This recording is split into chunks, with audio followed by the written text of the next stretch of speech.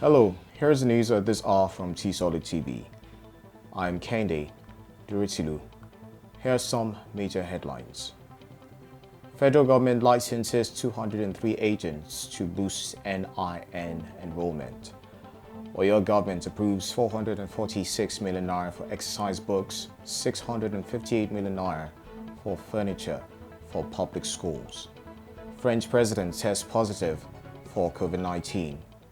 And in sports, Lewandowski hopes to break Messi, Ronaldo monopoly. The news in details. The Minister of Communications and Digital Economy, Dr. Isa Ali Ibrahim Pantami, has approved the licensing of 173 private sector agents and 30 state government/public sector institutions to conduct enrollment of Nigerians and legal residents into the National Identity Database on behalf of the National Identity Management Commission. The NIMC boss said the licensing of enrollment agents was in line with the federal government's strategy to scale up enrollment and issuance of the National Identification Number to Nigerians and legal residents, thereby liberalizing the enrollment process and opening up the sector for multiple players.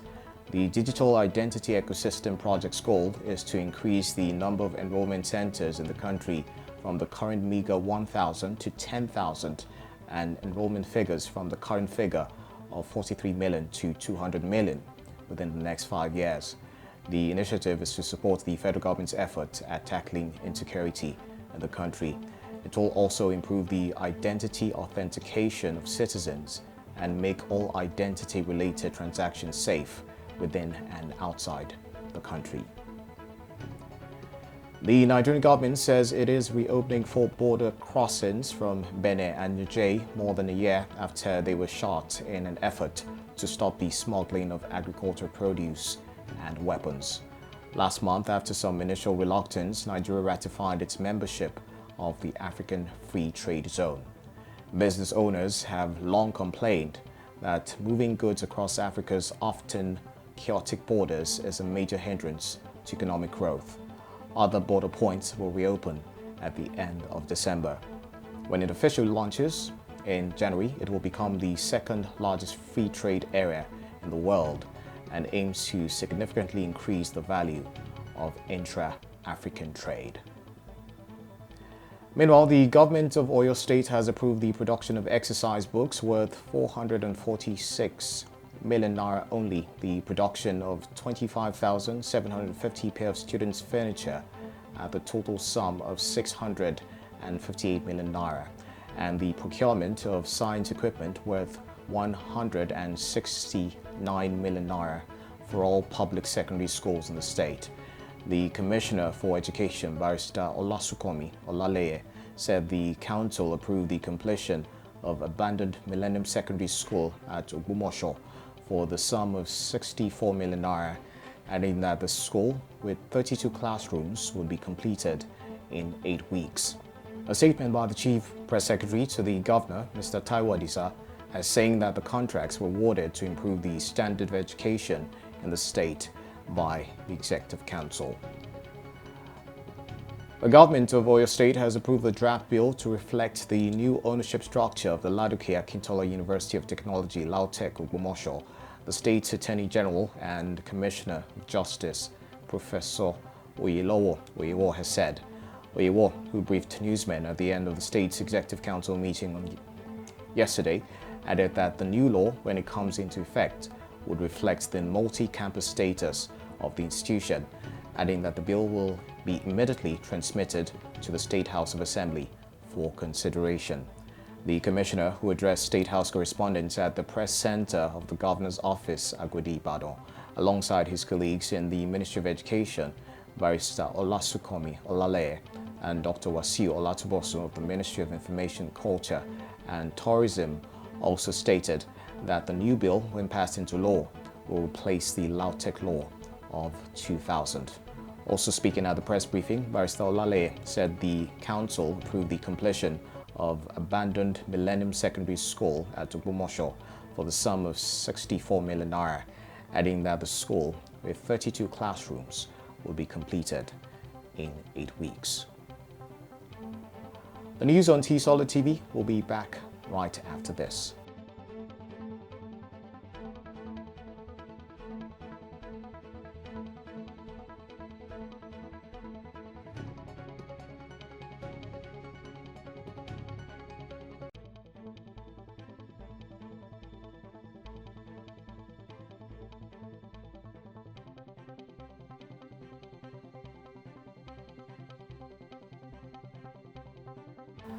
Welcome back, and now to some foreign stories. France's President Emmanuel Macron has tested positive for COVID-19, his office says.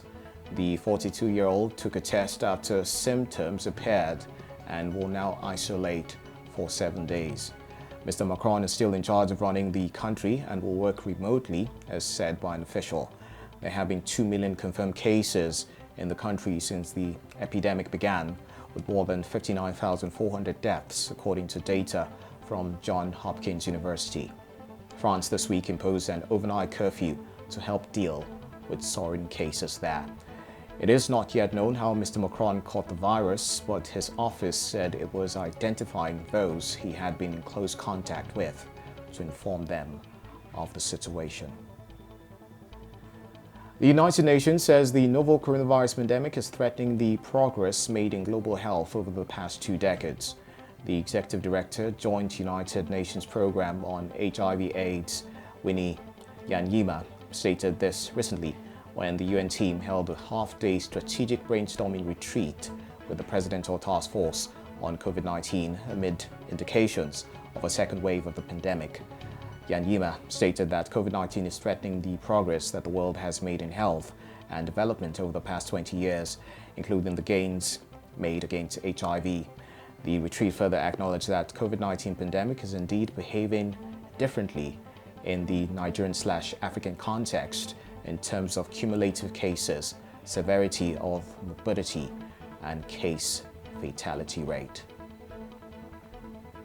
In sports, Robert Lewandowski is confident of being named FIFA's best male footballer on the strength of his 55-goal haul to help Bayern Munich win the treble last season. The Poland striker Lionel Messi and Cristiano Ronaldo are shortlisted in the men's category for FIFA's The Best Awards. Lewandowski has already been named the Footballer of the Year for Germany and Europe. Croatia's Luka Modric, voted the best FIFA men's footballer in 2018, is the only player to have broken Ronaldo and Messi's domination since 2008.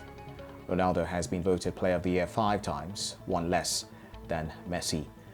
Bayern captain Manuel Neuer, who along with John Oblak and Alisson Becker is up for the Best Male Goalkeeper award. Lewandowski is unique and he's happy to have him in his team, he said. The various category winners will be decided by the votes of the captains and head coaches of all the national teams, plus more than 200 media representatives, while fans can also vote. Tottenham manager Jose Mourinho said he's unfairly treated by officials as he reacted angrily to the touchline behavior of Jurgen Klopp in Liverpool's 2-1 win in a clash between the top 2 in the Premier League on Wednesday. The 2 managers also clashed on their opinions of the game as Mourinho claimed the better team lost, despite Liverpool enjoying 76% of possession and having 11 shots on target to Tottenham's 2. Klopp said the defending champions were worthy winners, but warned Tottenham are contenders for their first league title in 60 years. Spurs is 100% one of the favourites, he said. With that, we've come to the end of the news. A recap of the headlines. Federal government licenses 203 agents to boost NIN enrollment. Oyo government approves 446 million naira for exercise books, 658 million naira for furniture for public schools. French president tests positive for COVID-19. In sports, Lewandowski hopes to break Messi, Ronaldo monopoly. Please do not forget to always adhere to COVID-19 safety measures. The news was compiled by Adedino Oluwadamilola. I'm Kendi Duritilu. Good day, and thanks for watching.